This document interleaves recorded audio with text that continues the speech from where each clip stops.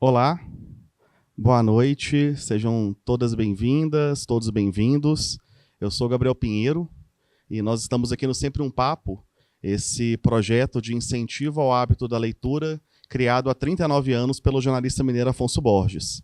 Hoje a gente dá continuidade ao Festival Sempre um Papo, que é patrocinado pela CEMIG por meio da Lei Estadual de Incentivo à Cultura de Minas Gerais e conta com o apoio do Itaú.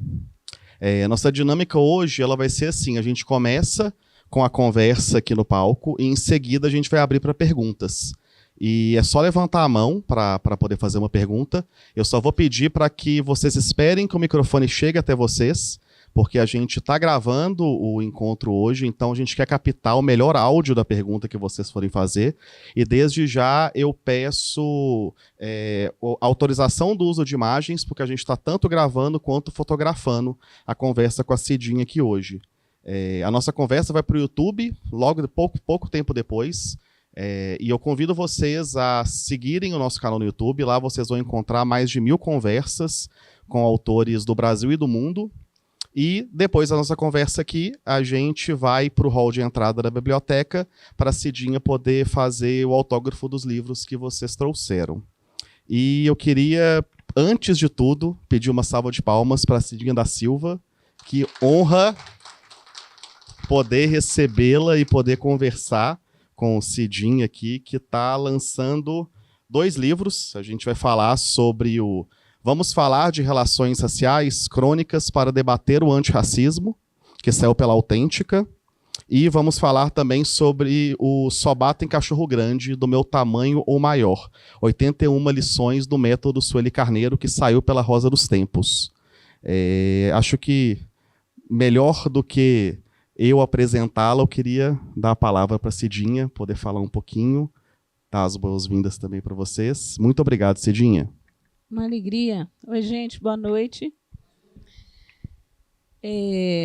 Para quem não me conhece, eu sou daqui, da cidade, sou de Belo Horizonte, e nascida e criada, né, Madu? Como a gente diz, e vim conversar sobre esses 2 livros, o Vamos Falar de Relações Raciais, que eu lancei o ano passado e que tive a alegria de esse ano vê-lo na lista dos semifinalistas do Jabuti Acadêmico, né? No eixo cultura e ciência, ciência e cultura, na categoria educação e ensino. Então, ele foi um dos 10 livros, né, semifinalistas, o que me surpreendeu e me deixou muito feliz. E o Só Bato em Cachorro Grande, do Meu Tamanho Maior, que a gente está lançando agora. Ele foi para a rua no final de junho desse ano. E, em termos da minha trajetória editorial, não posso deixar de registrar também que eu comecei a publicar pela Mas Edições, né, da nossa querida Maria Mazzarello, aqui da cidade, a editora negra mais antiga do Brasil, aí em ação desde 1980, né? E eu tenho a alegria de ter lançado pela Masa o meu primeiro livro, que completa 20 anos o ano que vem, o Cada Tridente em Seu Lugar. E lancei mais 3 livros com a Masa. Bom, Cidinha, eu vou começar a conversa falando sobre o seu livro mais recente, que é o Só Bato em Cachorro Grande, do Meu Tamanho ou Maior, que é muito interessante que nele você mergulha nesses quase 40 anos, né, de amizade, de trabalho, de luta ao lado da Sueli Carneiro, né, essa que é uma das maiores intelectuais, um dos maiores nomes do nosso pensamento, do pensamento brasileiro, e essa figura que é central, eu acho, assim, na luta contra o racismo e na defesa do feminismo negro. E uma coisa muito interessante no livro, para mim, é como que, enquanto você nos convida a mergulhar na história de Sueli, a gente também mergulha em você. A gente mergulha na sua história, porque é muito na relação entre vocês duas, né? E eu queria te perguntar, escrever sobre Sueli Carneiro foi escrever sobre Cidinha da Silva também? Sim, de certa forma, sim, porque o que tem de mim no livro é o que eu me tornei a partir da convivência com ela, né? É um livro que discute de maneira que eu considero bastante aprofundada uma perspectiva de formação de lideranças políticas, né? Eu acho que essa foi a ideia ao sistematizar essas 81 lições. Então, sim, eu apareço à medida que eu sou fruto dessa formação. E foi essa formação que eu quis compartilhar com o mundo. Eu acho bonito que num momento no final do livro, depois das 81 lições apresentadas, você comenta: Sueli Carneiro, a pessoa mais importante da minha vida, aquela que me deu a segunda vida, a que vivo hoje. Eu queria muito te ouvir falar mais sobre essa amizade, sobre como que começa o seu trabalho e a sua relação com a Sueli, como que ela foi se desenvolvendo e indo também para outro, né, assim, começa com uma relação, né, tem a admiração, tem o trabalho, mas se torna uma grande amizade. Eu acho que isso é muito importante na relação de vocês duas.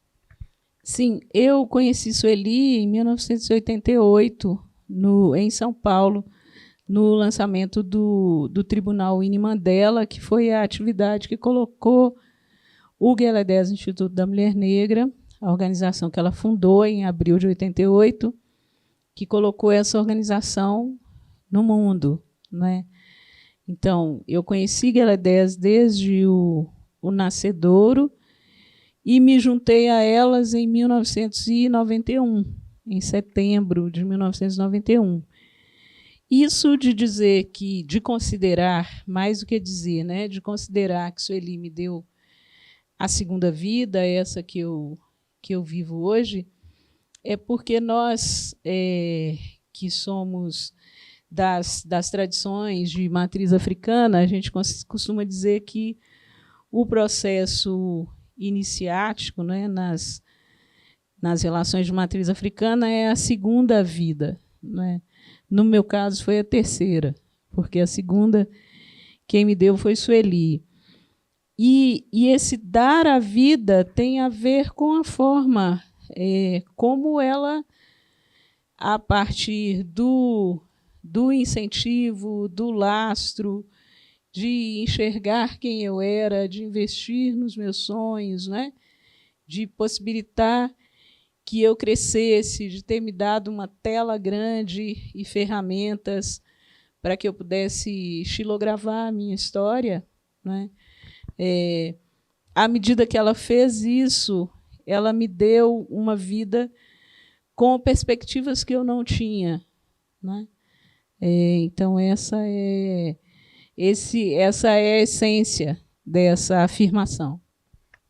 Aí você falou sobre ela, esse apoio, né, instigar seus sonhos, esse apoio aos seus sonhos. Eu acho que essa é uma coisa que fica muito, muito presente no livro, né? O trabalho dela no Gueledés foi sempre muito nesse sentido, né?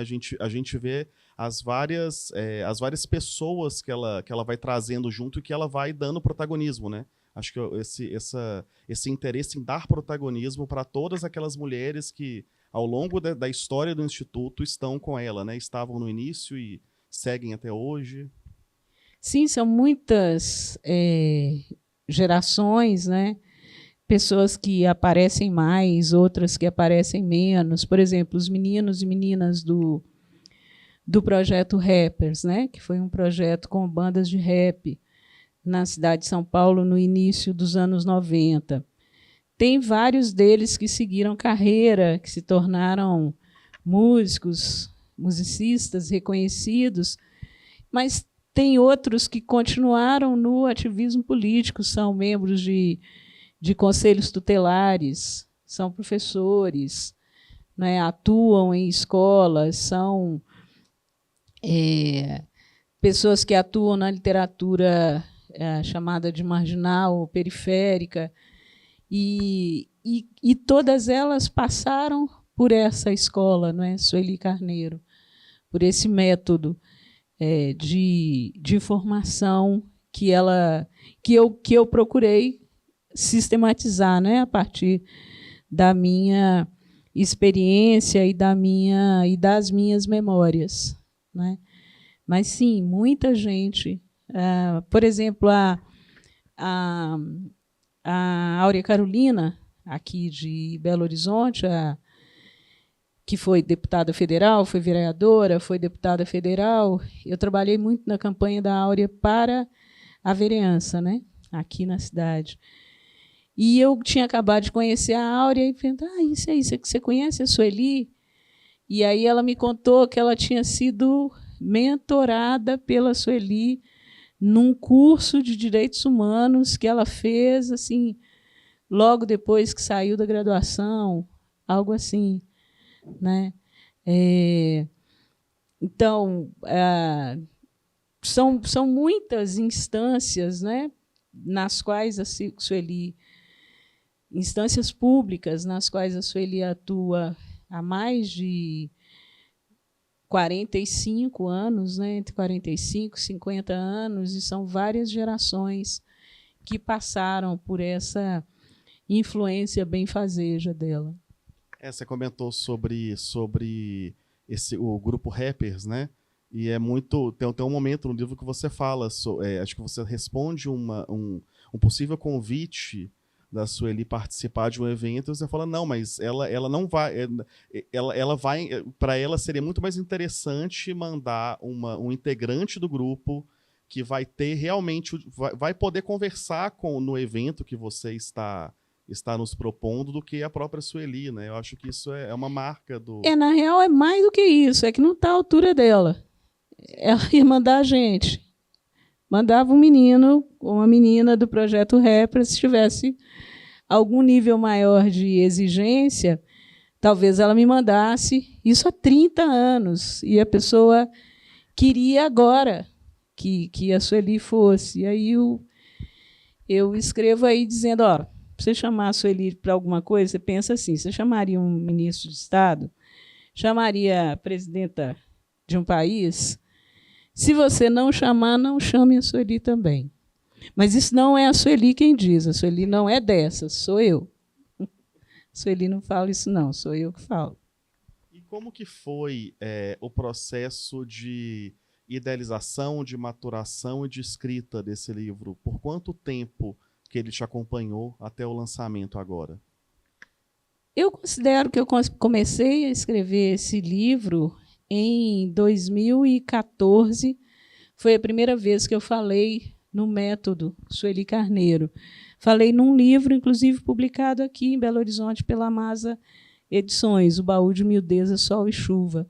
Falei numa das crônicas do livro. Em 2018, eu fui convidada para participar de um projeto literário e pensei em desenvolver o método. Apresentei a ideia para a pessoa que me convidou, ela gostou muito, e eu comecei a escrever. E, de uma vez, eu escrevi 25 lições. E aí eu disse para mim mesma, tem um livro aqui, eu posso fazer mais. E aí abri um caderno e comecei continuei, né, a escrever as coisas. E no início desse ano, de 2025, e eu vinha sempre procurando o tempo ideal para fazer, até que aconteceu a fatídica entrevista da Sueli no podcast do Mano Brown, o Mano a Mano. E eu fiquei muito chocada de inúmeras pessoas terem conhecido a Sueli a partir dali, a partir daquele momento. Ela que é uma pessoa que está envolvida em todos os processos, em todas as conquistas da população negra brasileira dos últimos 45 anos. Né? Então, aquilo realmente me chocou e me apressou. Não, você tem que fazer esse livro logo. Tem que colocar isso para jogo logo. E aí eu fiz esse tempo no início desse ano, né? Em janeiro, e mais 10 dias de fevereiro, foram 39 dias que aí, de fato, eu escrevi o livro. Fui para o computador para escrever. Eu escrevi cerca de 100 lições, mas aí teve umas que eu não queria que entrasse, que não faziam tanto sentido para mim, e outras não estavam maduras o suficiente. Eu não fiquei satisfeita com o que eu escrevi como desenvolvimento, né? E essas 81 que estão no livro são as que me satisfizeram. Isso para dizer também por que são 81 lições. Eu queria chegar a 75, porque a Sueli fez 75 anos esse ano, 2025. E eu queria dar o livro como presente de aniversário para ela, né? Daí eu cheguei a 100, mas cortei 19. Algumas talvez fiquem para uma segunda edição e outras eu cortei mesmo. Eu ia te perguntar sobre a quantidade de lições, assim, se essa possibilidade de uma edição revista e ampliada no futuro, não só das que você deixou de fora, mas que é um processo contínuo, né? Sim, novas lições, sim, eu imagino que talvez é. desde da sua publicação, mais alguma lição já possa ter surgido. Já anotei, né? mais duas. Já anotei mais duas. E tenho que, à medida que o livro vai circulando também, né, as pessoas vão contando histórias, vão falando coisas da experiência delas, né? E à medida que eu tenho acesso a isso, é possível que eu traga algumas coisas também. Tem um outro ponto no livro que para mim se destaca muito também, é como que você não se prende a uma fala apenas elogiosa, Sueli, né? É muito importante, você destaca muito a importância dela, mas você narra situações de debate, situações de discordância, que eu acho que são importantes em qualquer relação, né? Uma relação de trabalho, especialmente relações de amizade. Eu queria te ouvir falar um pouquinho. Tem inclusive uma cena um comentário que você faz uma das lições, que é que a partir da publicação do livro vocês poderiam conversar sobre um assunto passado que você trouxe ali e que vocês poderiam realmente conversar sobre, entender o que aconteceu. Acho que é uma marca do seu texto sobre a Sueli. Essa não poderia ser diferente. É uma relação longeva, né? São 39 anos de relação, diferentes fases pelas quais a gente passou, né? Vários desentendimentos também, a minha saída de Gueledés, onde eu permaneci por 13 anos, né? E depois achei que era a hora de sair, períodos de distância também, períodos de silêncio.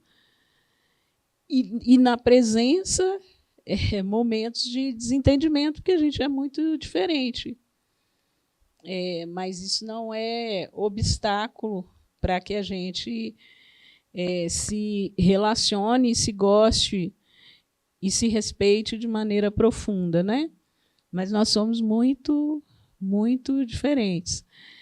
O título do livro, por exemplo, Só Bato em Cachorro Grande do Meu Tamanho Maior, nasceu de uma situação em que eu estava na casa da Sueli e ela estava me contando uma história de uma situação política qualquer, e eu queria que ela fosse para cima, que ela fosse brigar, né?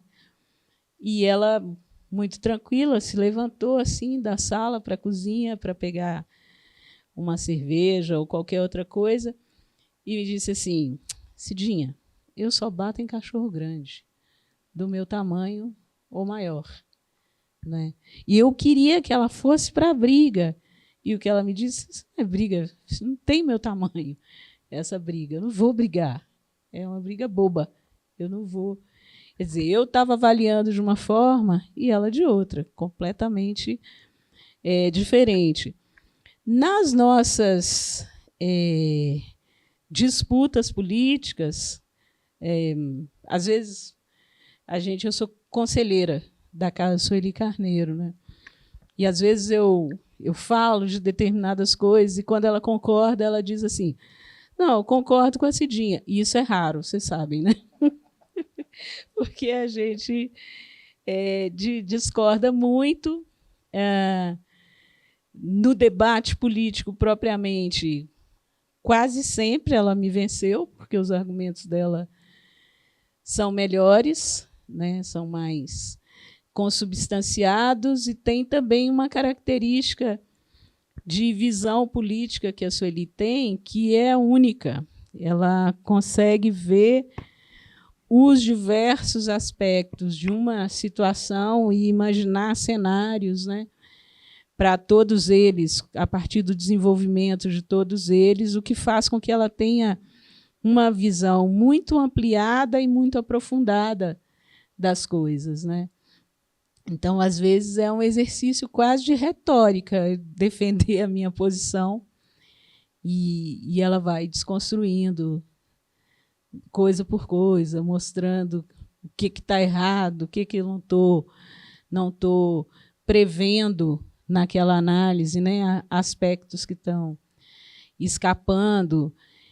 E esse é um processo de formação contínuo, né? Conversar com ela é sempre esse exercício de formação, porque o pensamento dela é muito ágil e muito abrangente. E a gente está aqui falando do pensamento de Sueli, mas ela gosta mesmo de se entender e de se apresentar como ativista política, né? Essa coisa do pensamento é secundário para ela, é um pensamento que se faz ação todo o tempo, né? Isso que para ela é o mais importante.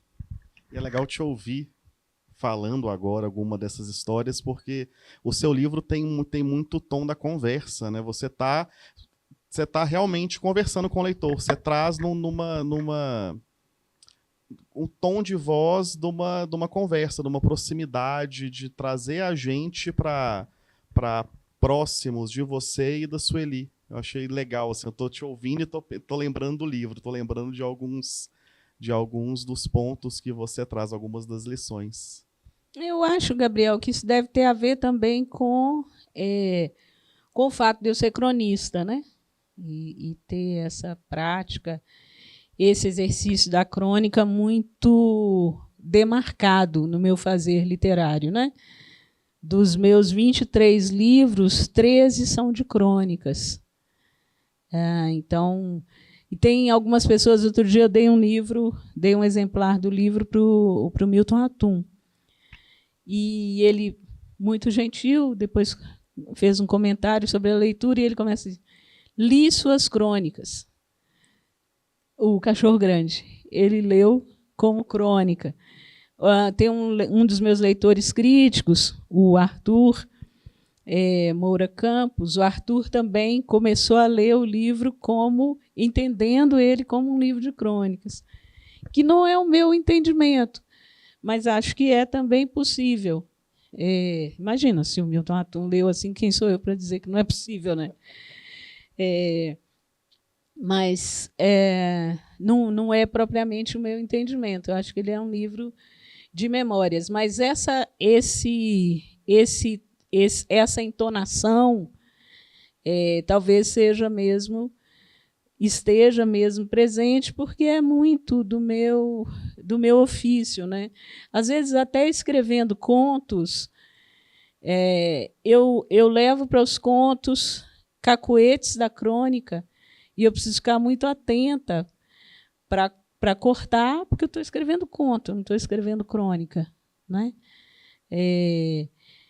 Então, eu acho que essa entonação pode estar presente, deve estar presente por essa prática tão continuada, né, que eu tenho de escrita de crônica. E como que você chegou na escolha do título? Porque o Só Bata em Cachorro Grande, no meu tamanho ao maior, é uma das lições, né, que você apresenta para a gente. Em alguma medida, ela talvez seja uma síntese do pensamento, do seu aprendizado, da sua caminhada com a Sueli? Eu acho que é uma síntese da Sueli. Foi uma coisa que ela usou para se definir, né? E que eu acho que cabe perfeitamente nela. O título seria outro, era um outro animal, que não um cachorro, era um jumento. O título era Carinho de Jumento é Coice, que é uma expressão que a Sueli usa muito, que ela aprendeu com um amigo muito querido dela, o poeta paraibano Arnaldo Xavier, que já nos deixou. E então eu tinha duas opções de títulos: o Carinho de Jumento é Coice e o Só Batem Cachorro Grande, do Meu Tamanho Maior. Quando eu apresentei para a editora de cara gostou do jumento, porque ele tem um apelo mais mercadológico, mais inusitado, né? E o inusitado é bom para o mercado, é bom para vender e tal. Eu imagino que tenha sido essa a leitura dela. Mas aí uma amiga muito querida, a Tatiana Nascimento, que foi leitora crítica do livro, a poeta, ensaísta, tradutora Tatiana Nascimento, ao longo de 2 anos tentou me demover do jumento, porque ela dizia que ratificava uma imagem que não nos interessa em relação às mulheres negras, né? Uma imagem de dureza, de não delicadeza, etc. E eu contra-argumentava, dizendo, não, mas isso cabe no léxico, né, de Sueli, é uma expressão que ela usa muito. E a Tatiana muito paciente, mas as pessoas não conhecem Sueli com essa profundidade que você conhece, que outras poucas pessoas conhecem e tal. E aí, quando eu estava para entregar o livro para a editora, eu mudei para O Cachorro Grande, por insistência da Tatiana. E a gente teve que fazer um aditamento de contrato, porque já estava tudo com o jumento. E aí a gente precisou mudar para o cachorro, trocar o bicho. No livro, você destaca muito a importância que a Sueli vê no contato e na conversa com a juventude. Né? Você fala que o sorriso mais genuíno de Sueli acontece quando uma pessoa jovem cintila. E para você, como que é esse diálogo e esse contato com as novas gerações? Você vê também um aprendizado em mão dupla, né? Tanto o de transmitir um conhecimento, mas o de também aprender com essa geração? Sim, e o principal aprendizado com Sueli foi o fato de que ela não desconsidera os sonhos das pessoas jovens, né?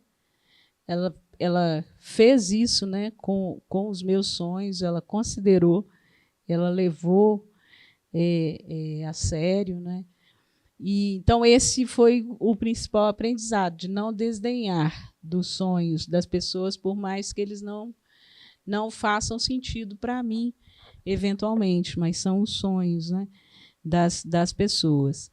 E a juventude tem muito a coisa de quebrar paredes, né, de trazer o novo. E isso é sempre interessante de ver, né, de conviver. Talvez as juventudes de hoje talvez pudessem ter um pouco mais de atenção ao que as pessoas mais velhas... Sueli, inclusive, criou um podcast chamado Escute as Mais Velhas, né? Ela e a Neca Setúbal, que são 2 septuagenárias, né? E criaram esse podcast porque perceberam que muito do que as mulheres mais velhas fizeram na política e em outros campos se perde, né? Se volatiza muito rápido, porque o novo sobrepõe e não bebe do que é mais antigo. E o que é quase uma burrice, porque facilita a vida da gente, né? Se a gente aprende com quem veio antes, já errou, já refez o caminho, a gente economiza galos na testa, escorregões, né? Porque se você olha para os aprendizados das pessoas que vieram antes. Acho que essa é uma coisa que as juventudes podiam se beneficiar mais, né, na relação com as pessoas mais velhas. E acho que esse diálogo com a juventude é justamente o que você faz no segundo livro, né? Que a gente vai conversar hoje, que é o Vamos Falar de Relações Raciais. Como que esse livro surge? Como é que foi a idealização desse projeto até o seu lançamento? Esse livro ele nasceu de de duas inquietações. A primeira delas, a forma superficializada, né, pela qual as relações raciais têm sido discutidas nas redes sociais digitais, né? Isso é uma coisa que me incomodava, continua incomodando muito, e eu pensava que, a partir desse incômodo, que a gente precisa, né, de coisas que tenham mais densidade, né? E o segundo incômodo é uma briga, né, que a educação vive com os celulares, né, de oposição, livro, celular. Então, eu resolvi fazer esses textos que fossem mais aprofundados e com uma linguagem voltada para a moçada das escolas, a moçada das escolas, tanto os estudantes quanto professores, né? Então, a gente fez um livro que é composto por crônicas que tratam, né, da temática do racismo, das desigualdades raciais, que fazem uma leitura crítica da mídia em relação à representação desses temas. E, ao final de cada crônica, tem uma série de atividades, né, propostas, e essas atividades são desdobramentos dos textos que ampliam os sentidos deles, né? E muitas dessas atividades acontecem por meio de códigos QR, né, QR codes, que as pessoas clicam ali com o celular. Então, a ideia não é trazer o celular para a leitura do livro, e, a partir do celular, elas vão para exposições, para experiências audiovisuais, né? Para experiências sonoras, para outros textos. Documentários, podcasts também, né? Sim. É um livro multimídia, né? Sim, essa é a ideia. Ele vai abrindo várias abas na leitura, vão abrindo abas, abrindo pastas, onde você vai conseguindo mergulhar, né, nesses grandes temas que você traz a cada crônica.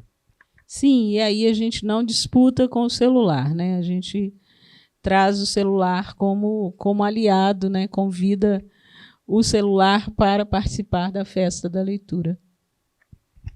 Cidinha, são 22 livros, não é isso? Até hoje? 23.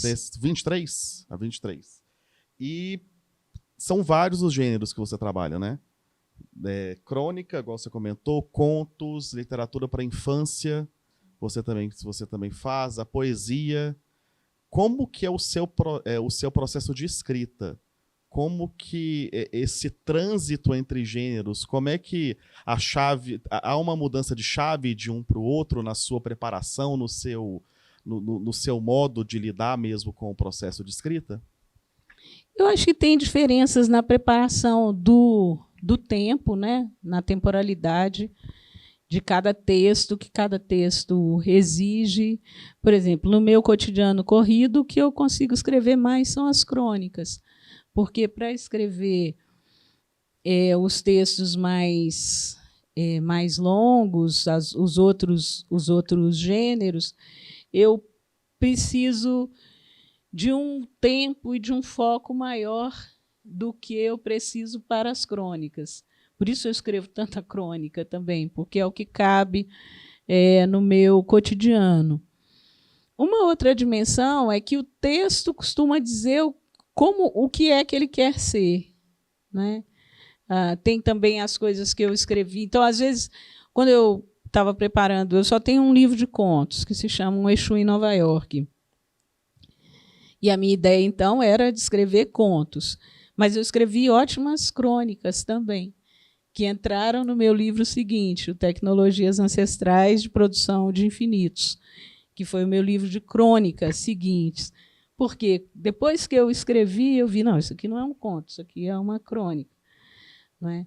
E eu queria escrever conto, mas escrevi crônica, e eu sou desse tipo de autora que acha que esses limites são mais ou menos estabelecidos. Eu não sou daquelas pessoas que advogam, né, que os limites são muito borrados, que você não deve definir o que é um gênero e o que é outro e tal. Para a minha escrita, esses marcos funcionam, né, do que é um gênero, do que é outro. Para a minha escrita mesmo, que não quer dizer que será a interpretação das pessoas, que será a leitura de quem trabalha com teoria literária, né? Estou falando da minha perspectiva.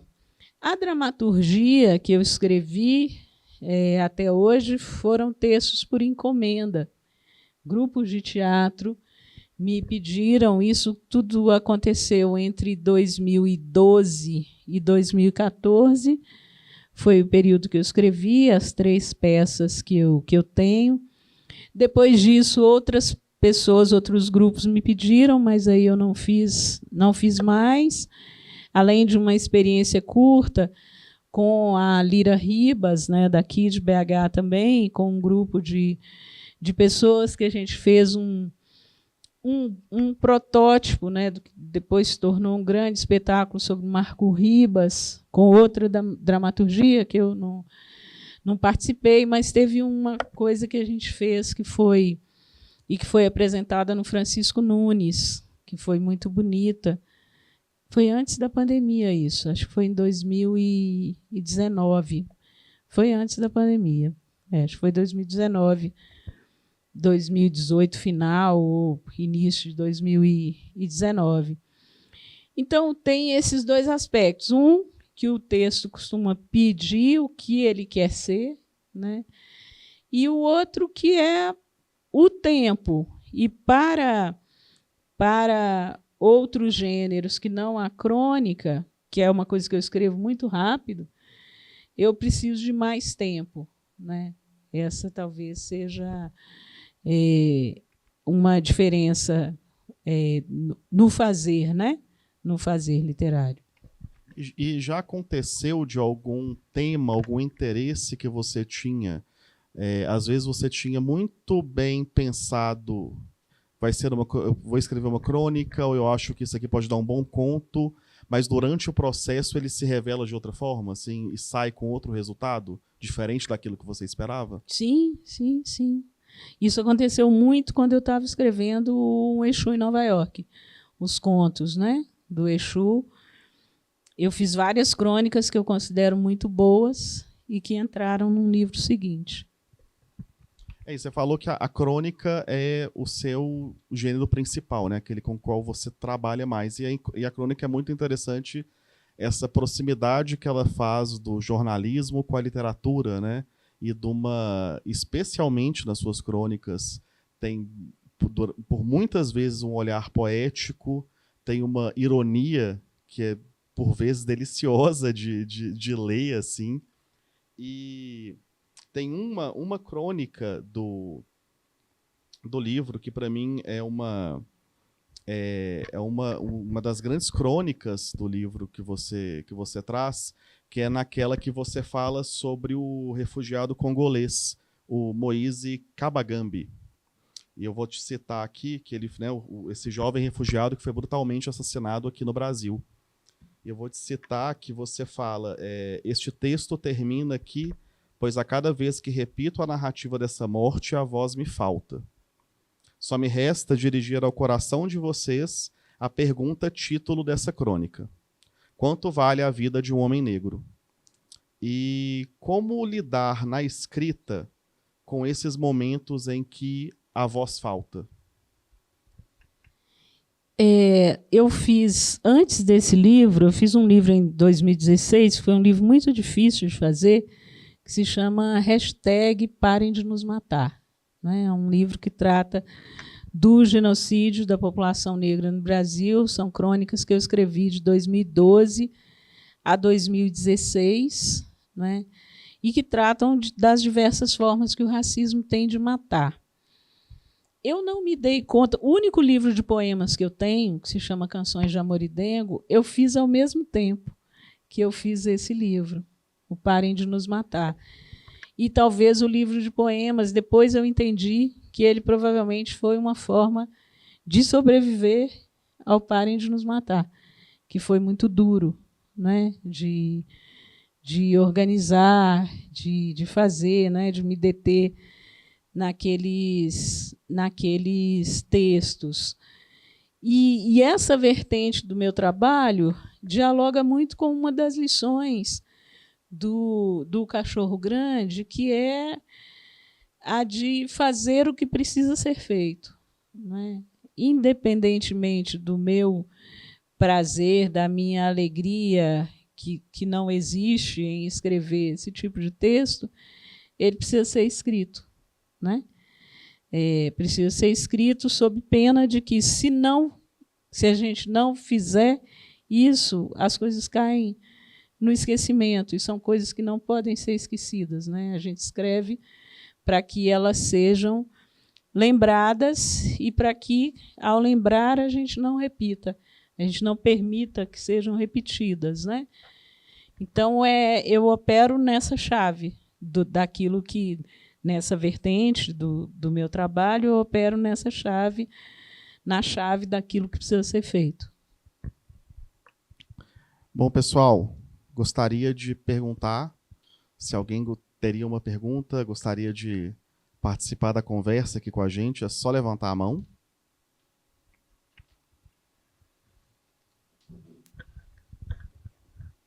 Boa noite. Cidinha, eu queria fazer uma pergunta específica. Eu estou cursando mestrado agora, né? Estou analisando a representação de personagens negros em livros para crianças em 20 anos da Lei 10.639. A Sueli, ela aparece na minha dissertação dentro desse referencial teórico, o dispositivo de racialidade, né? Tem me ajudado a pensar bastante nessa dinâmica. E, especificamente, quando eu vou levantar a questão das autorias negras, a inserção no mercado editorial de autores negros, e, dentro desse circuito de consagração, eu uso um texto seu para o Gueledés, que fala sobre o Jabuti 2019, que, né, é a mídia negra comemorando que tem uma manchete específica, né, o Jabuti nunca foi tão preto, né? Sendo que você nos leva a pensar de como tem um trecho até contundente, né, que é como se fosse um cala-boca do mainstream, né, e é o que eu sinto, assim, focar em representação. No caso do Jabuti, era um grande ator apresentando, a Conceição Evaristo como homenageada, mas somente um vencedor, né? E aí você levanta essa questão dos anos anteriores, quase sempre um único autor negro sendo premiado, e para a gente pensar nisso, tanto em relação a por que a gente não chega, quem que define esses critérios de consagração. Eu queria saber de você se você considera que de 2019 para 2025 alguma coisa mudou, se a gente evoluiu de alguma forma nesse sentido. Sim, obrigada pela pergunta. Eu acho que mudou. E o que mudou é principalmente a constituição dos júris. Porque é a constituição plural dos júris que faz com que grupos diversos estejam presentes nas premiações, né? Se você...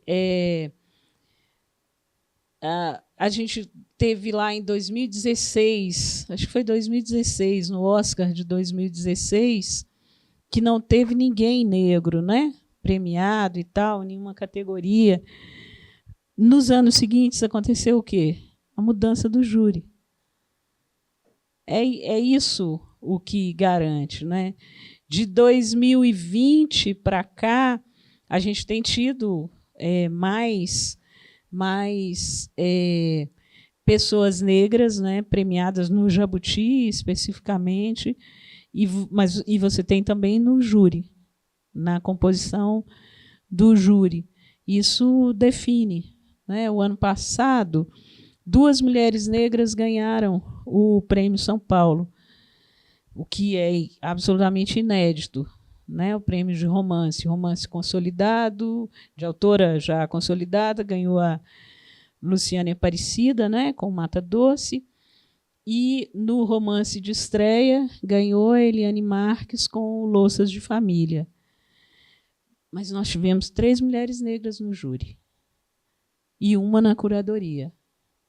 Então, isso define, porque são leituras. Não é que elas definam, agora as mulheres negras vão ganhar. Não, são feitas leituras e defesas dos livros que outros jurados provavelmente não farão. E, às vezes, a gente convence as pessoas quando a gente lê e mostra o que um livro tem de riqueza que o outro colega não está vendo porque tem um olhar, ou porque tem um olhar viciado, ou porque não consegue ver, né, com a profundidade que a gente que está fazendo a defesa dos textos vê, né? E um compromisso também de, em situações de desempate, escolher pessoas que vêm de grupos que não são os grupos que têm historicamente a facilidade para produzir, a facilidade que eu digo não é no fazer propriamente, é nas condições materiais que nos permitem fazer, que permitem que a fruição aconteça ou não, né? Então, a diversificação da composição dos júris é fundamental. É isso que vai fazer com que trabalhos diferentes daqueles que, historicamente, conseguem chegar aos primeiros lugares, é isso que vai fazer com que outros sujeitos cheguem. Mais alguma? Madu. Boa noite, Cidinha. Bom te ver de novo. Boa noite, todo mundo. Dentro dessa mesma questão da diversidade nos júris, pensar, mas é um bate-papo mesmo do que formular uma questão, pensar nisso, Cidinha, pensar também no tempo que o Festival Sempre um Papo tem, no esvaziamento do auditório para ouvir Cidinha da Silva, e pensar nessa dificuldade que nós, negras e negros, com os movimentos articulados, com a produção literária, com a produção cultural, ainda não nos damos conta do pertencimento, sabe? De estarmos aqui e de poder falar, e de poder dividir e chamar os outros. Então, Cidinha, é sobre isso que eu queria, até dentro, que eu ainda não li o livro, não, eu acabei de comprar, mas eu fui abrindo aqui, e a partir da sua fala, pensando naquela parte que fala da barriga da besta, que você até fez um comentário aí, não é? Que ainda nós estamos vivendo essa questão dos jovens não ouvirem os mais velhos e, por isso, não nos ajudarem a vencer esse sistema tão bem engendrado que é o racismo, porque aí a gente está assistindo pardismo, está assistindo um monte de processo que não nos ajudam a avançar, e haja Cidinha, e haja Madu, e haja literatura infantil preocupada com a representatividade da criança negra, para que a gente avance de fato. Evoluímos, sim, mas como um pouquinho de areia num deserto, né? Queria te ouvir um pouco mais sobre isso. E já estou doida para ler aqui, porque, né? É preciso. Obrigada, Madu. E eu vou aqui, gente, vou responder com 2 das lições do livro. Tá, Gabriel? Vou ler. A lição 35, que é o seguinte: para nós, as coisas demoram mais, o caminho é mais lento. O pronome nós, aqui nesta lição, refere-se às jogadoras do jogo duro, a gente insurgente de qualquer idade ou geração que não se utiliza de rapapés, beijamão e salamaleques. De Lima Barreto a Carolina de Jesus, de Sueli Carneiro a Mano Brown. Quem age dessa forma terá no horizonte um caminho mais longo a percorrer. No campo das artes, por exemplo, penso de maneira recorrente nas artistas negras sem lastro econômico que lhes garanta o tempo da fruição, acarretando lentidão na caminhada. Em conversas recentes, Sueli me advertiu a respeito da fala inócua sobre a necessidade de a esquerda mudar os métodos de comunicação para abraçar os grandes públicos da direita. Abre aspas. A esquerda não vai atingir esse público, tanto porque ele não quer ouvi-la, quanto porque os métodos que a direita usa para gritar nunca serão os da esquerda, e se forem, ela deixará de ser esquerda. Comunicar-se melhor, de maneira ágil, é fundamental para impulsionar a comunicação, mas a esquerda não atingirá o público da direita. Fecha aspas. Outra reflexão decorrente dessa lição é a facilitação de mobilidade experimentada pelas gerações recentes como consequência natural do trabalho feito pelas gerações anteriores, as que forçaram as portas e amassaram o barro. Por exemplo, nos anos 1990 e 2000, era rara a figura de articulistas negros nos grandes jornais brasileiros e de jornalistas negros nas televisões. O cenário tem mudado, os números têm aumentado desde 2010, e algumas situações estão medianamente consolidadas, ou seja, troca-se uma pessoa negra por outra. Alternam-se sujeitos negros naquele cercadinho, ou mantém-se um percentual de negros, como ocorre no jornalismo da Folha de São Paulo e da Rede Globo. Nesses espaços, resultantes da ação política histórica, é patente a tendência de que pessoas mais velhas sejam substituídas por profissionais mais jovens, que dentro de algum tempo também serão descartáveis. É a roleta russa geracional. E a lição 36, que é curtinha. Reconhecimento é um negócio que demora muito para a gente. Todas as vezes que cheguei chorosa ou furiosa à casa de Sueli, me queixando sobre falta de reconhecimento do meu trabalho, Sueli me respondia com a mesmíssima frase, sem alterar a respiração. Abre aspas. Reconhecimento é um negócio que demora muito para a gente, se é que um dia chega. Fecha aspas. E me deixava com a batata quente nas mãos. Faço o mesmo com vocês agora. Obrigada.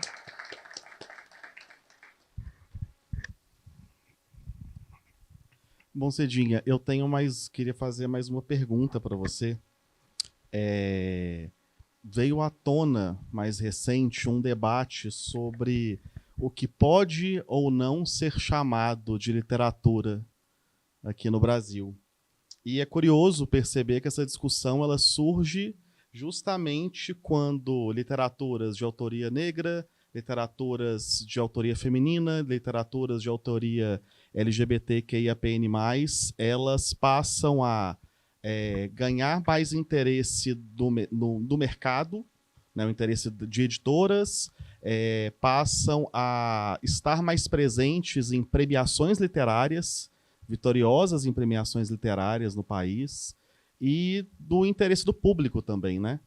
Então, eu queria te perguntar como que você enxerga esse movimento e o que ele diz sobre o campo literário que nós temos hoje no Brasil?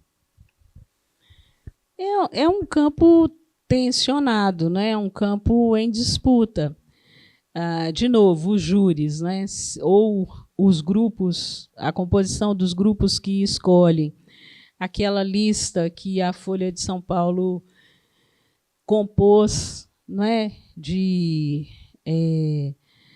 obras mais importantes do século XXI, né, de livros de literatura e tal. Aquele retrato que foi feito ali, que foi apresentado às pessoas, ele só foi possível porque havia um júri de composição diversa, né? E aí você tem livros você tem vários autores, autoras negros nos primeiros lugares, né? A consagração de mais uma consagração de Um Defeito de Cor da Ana Maria Gonçalves, né?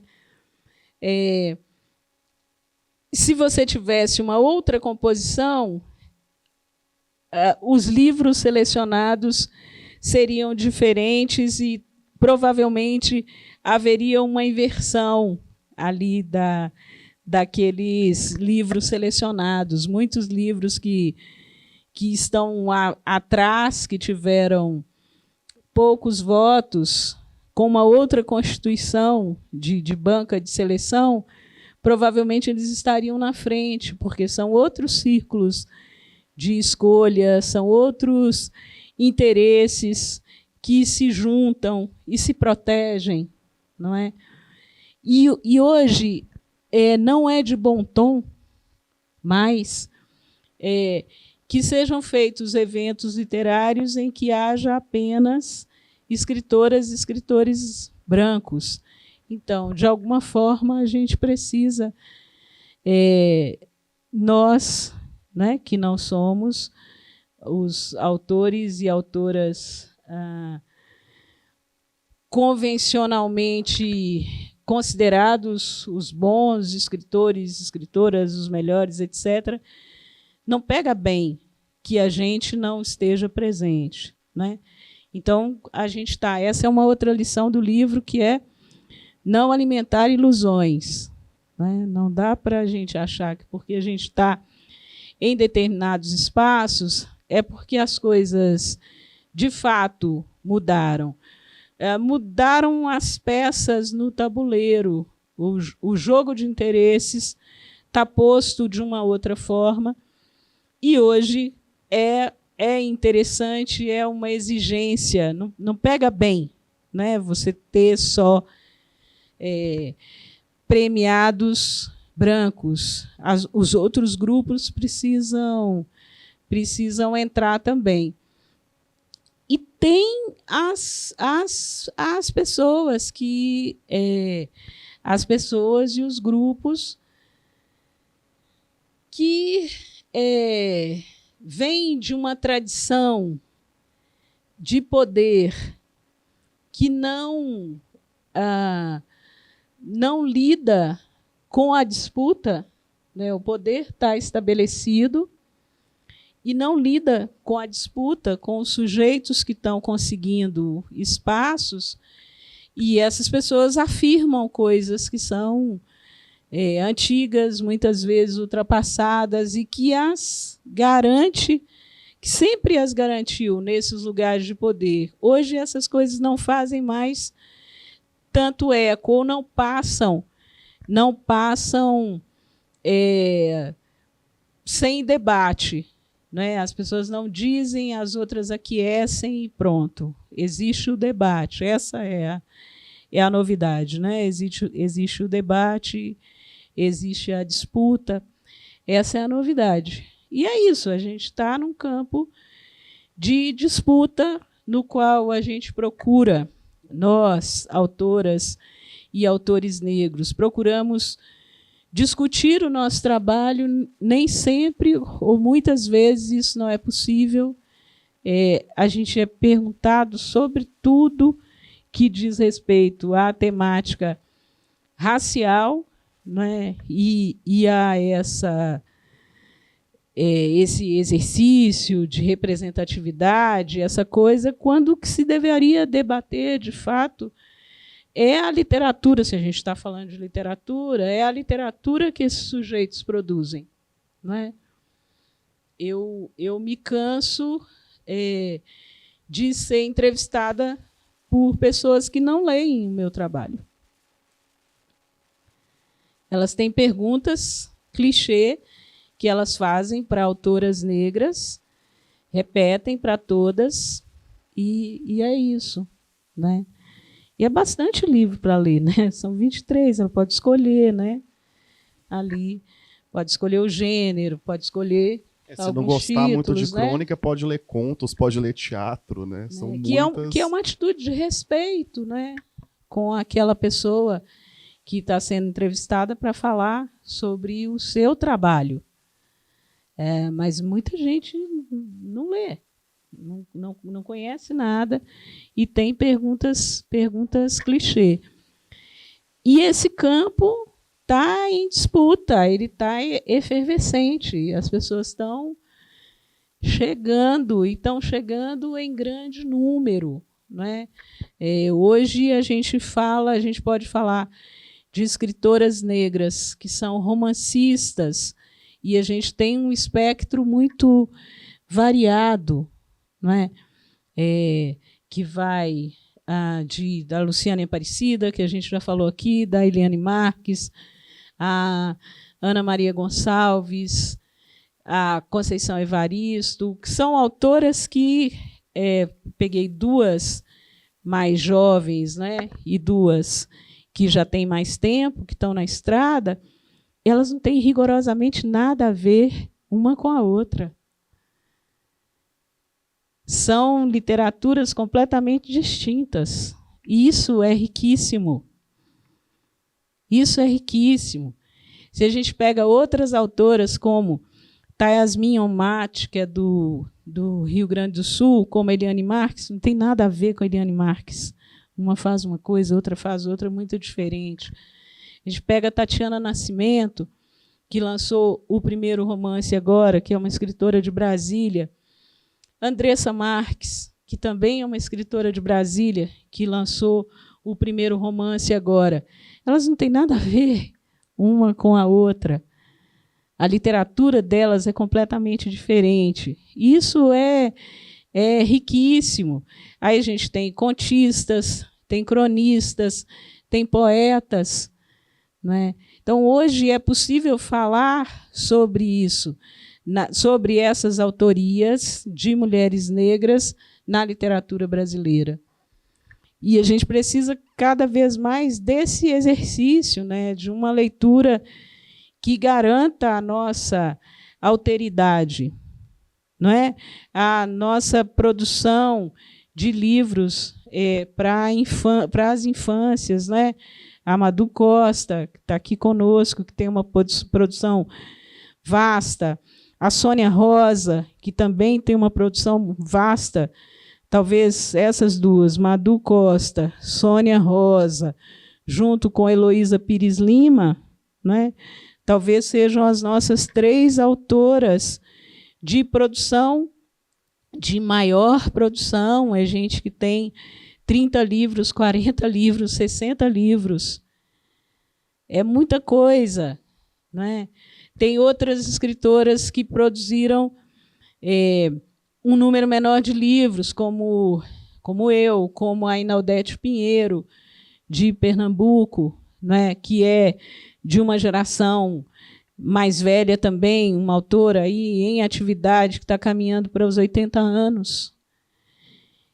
E são muitas linguagens, muitas vozes diferentes, e a gente precisa conhecer e discutir isso tudo, né? Ler esses trabalhos e discuti-los, escapando do caminho preguiçoso de ter um conjunto de questões clichê que são feitas para as autoras negras. Bom, Cidinha, eu queria te agradecer muito por essa noite. Para mim foi um prazer enorme poder... Eu senti que eu senti uma conversa na leitura do seu livro, um tom de conversa, e poder fazer essa conversa acontecer aqui hoje foi maravilhoso. Muito obrigado. Sou eu que agradeço. Uma alegria. Obrigada por vocês terem vindo, por terem deixado o capítulo de hoje de Vale Tudo, que a gente está assistindo, para virem aqui. Obrigada. Eu queria pedir, antes de tudo, uma salva de palmas para Cidinha da Silva. E eu queria falar para todo mundo que está aqui, para vocês não deixarem de acompanhar a nossa programação no site sempreumpapo.com.br e também no nosso Instagram, @sempreumpapo. E os próximos encontros do Festival Sempre um Papo vão ser com o Eduardo Gianetti no dia 23 de setembro e com a Bianca Santana no dia 7 de outubro. Os dois aqui também na biblioteca. E eu queria também agradecer muito ao Hermes, que fez um trabalho lindo, como sempre, com a gente aqui hoje.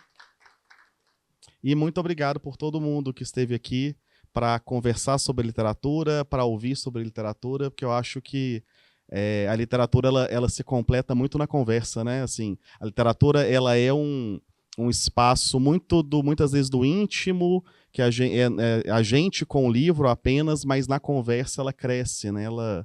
Ela se amplia de uma maneira como nenhuma outra. Muito obrigado, Cidinha.